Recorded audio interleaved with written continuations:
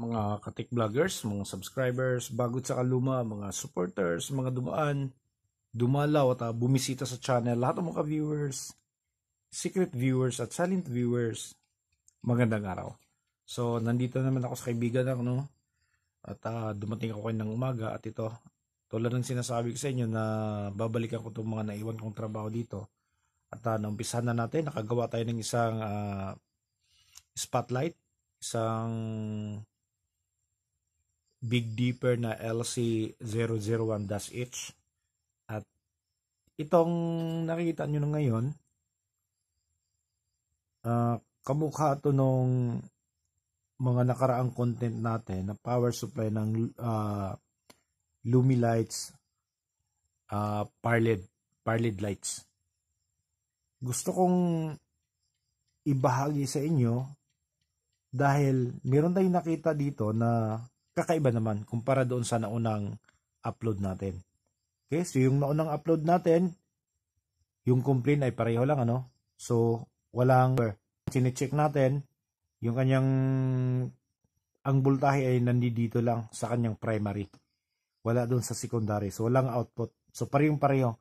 Pero yung nakita natin na problema doon ay halos lahat ay Zener diode lang yung problema. So, dito naman kakaiba. Buo naman yung dalawang Zener diode. Ito ngayon yung gusto kong i-share at ituturo ko sa inyo. So, bakit nga ba lagi ako nag-share ng mga ganitong problema, no? Meron nagsasabi na hindi ko raw dapat ituturo kasi nga pinag-andaw. Okay? So, ang sa akin naman, ang prinsipyo ko dito, kapag hindi ko ito itinuturo ngayon, pwedeng yung item na dapat magagawa ngayon, baka bukas ay maitatapon na. Okay? Kung hindi ko ito isi-share sa inyo. Bakit? Kasi ang electronics po ay napakalawak. Sobrang lawak ng electronics. At walang katapusan. Okay?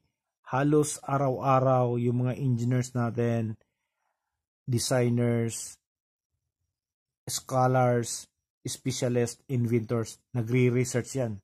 Nagre-research. Kaya, kung mapapansin natin yung mga cellphone, sa isang taon, ilang modelo yung lumalabas. Ilang modelo yung lumalabas. Sa electronics, pabago-bago sa isang taon. Bagong design, bagong circuit, panibagong problema na naman. Okay? So, kung bagong design, bagong circuit, yung tinatago kong nalalaman niya yon, so hindi ko na magagamit sa susunod na mga circuit. Kaya kapag meron akong nakikita, meron akong nadidiscover, sinishare ko kaagad para makita ng iba at kung meron sila mga trouble na kapareho ay magagamit nila. Imbis na itatago ko at baka naman ulitin ko, itatago ko ngayon, meron silang tinutrouble na hindi nagagamit, bibili na lang yung bago yung tumer, tapos itatapon na lang yung item. Di ba? Nakakapanghinayang. Yun yung ayaw ko. Gusto kong ma-share ngayon, makita ng iba at mapakinabangan nila. Okay? So dito, papakita ko sa inyo kung ano ba yung problema na naman itong dalawang power supply na to. Okay, sukatin natin yung kanyang AC voltage.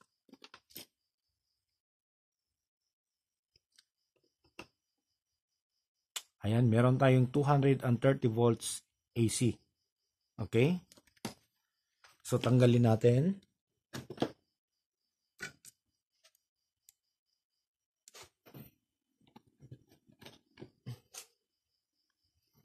Baliktarin natin para makita nyo, ano? Okay, tapos sukatin natin yung kanyang filter. So, yung filter dito, ayan, no?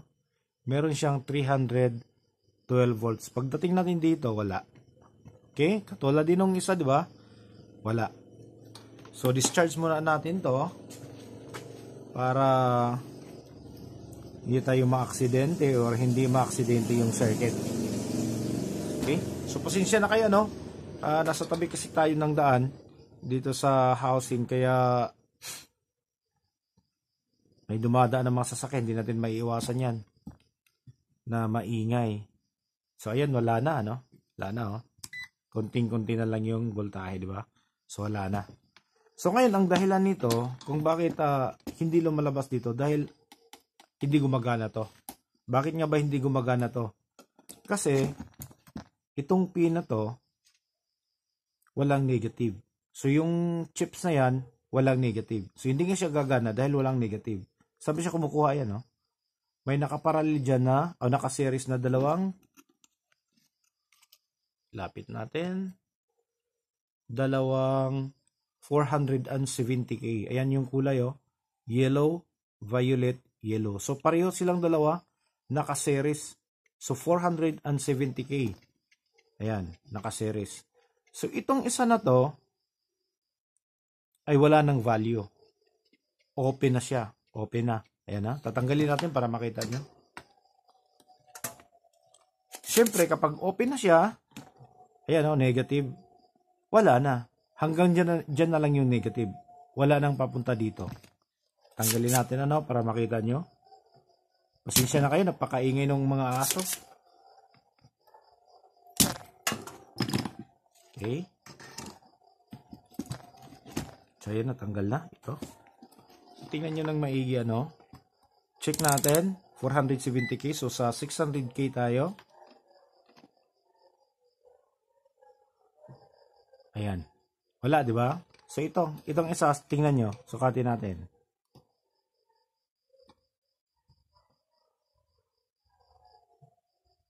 Meron siyang 470K. Okay? So, maliwanag. Okay? Ito, wala na talaga. So, ngayon, meron tayo ditong, wala tayong 470K. So, meron tayong, ano ba to? Sukatin natin para makita nyo, no? Yung isa. Meron tayong 680K. So, dahil malaki siya, subukan nating iparallel, ano? Parallel natin siya. So, paparallel natin siya. Ang 680 magiging kalahati na lang. Okay? 345.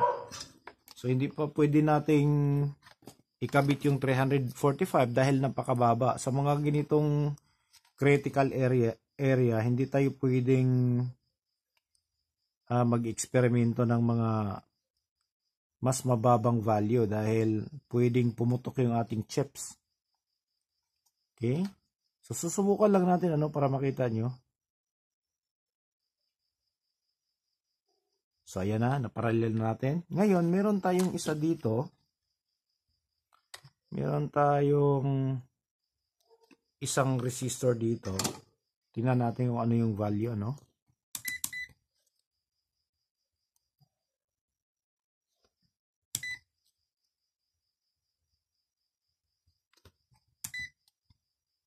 Ayan, meron tayong 150K.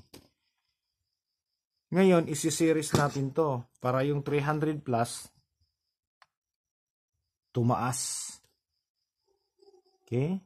So, walang problema kung umangat tayo kunti sa 470K na original value. Basta hindi lang ganong malayo yung gap, ano? Kaysa bumaba tayo na napakadelikado. So, ito na ngayon. Check na natin kung ano yung total na nakukuha natin. 490. So, yung original value ay ito, 470. So, meron tayong 490 na nakukuha. Ngayon, isusubok natin para makita nyo, ano. So, maganda yung video natin dahil dire-diretso tayo, ano. Kaya, sinusubukan talaga nating paiksiin para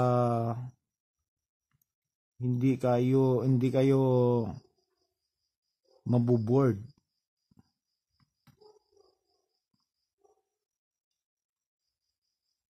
Okay?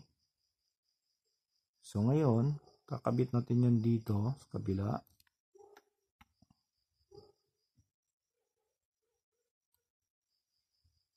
Yan. Kalang.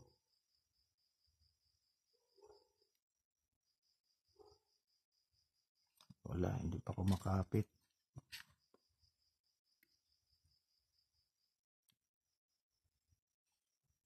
Pasensya na dahil itong isang resistor natin ay hugot lang din natin, ano.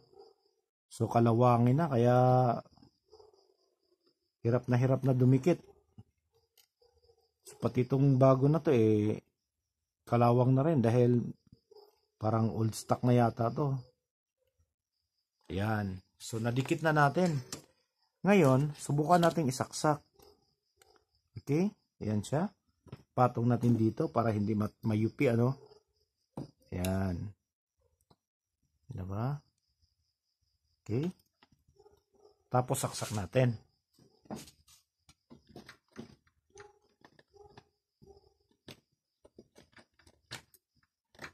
So, ayan. Napansin nyo, oh.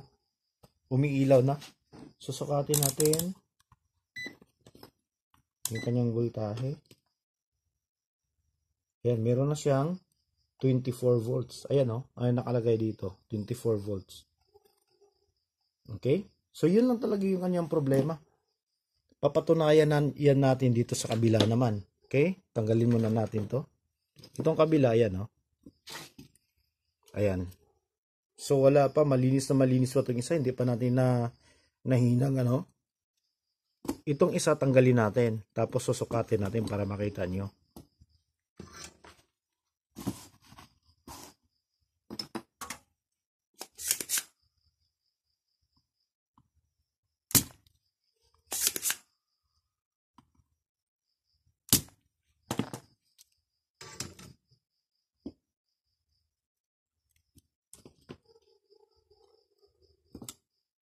Okay, ayan siya. Sana ba yun? Ayan. Ayan siya, okay. Sukatin natin, ano? 470. Ayan, oh. Wala din, oh. 0 din. So, dito, kakaiba naman siya. Yung nasisira naman ay yung 470K lang. Ayan, dito. Okay? So, yun lang. Baka naman mamaya magtataka kayo, bakit palit kayo ng palit ng chips ay hindi pa rin gumagana. Yung pala, resistor lang yung problema. Kasi napakahirap, bili ka ng bili, tapos nakakabili ka online o kahit na sa isang physical store, napagbibintangan natin minsan na yung chips ay sira. So, dito chine-check muna natin ng maigi na kung talagang ito ba yung sira. Kaya ito yung nakita natin. Ayan. So, walang negative, kaya ayaw gumagana yung chips. So, yun lang siguro, ano. At least, meron tayong na-share ngayon at sana'y makakatulong to sa mga kapwa-technician natin, lalo na sa mga bago. So, maraming salamat. God bless at bye-bye.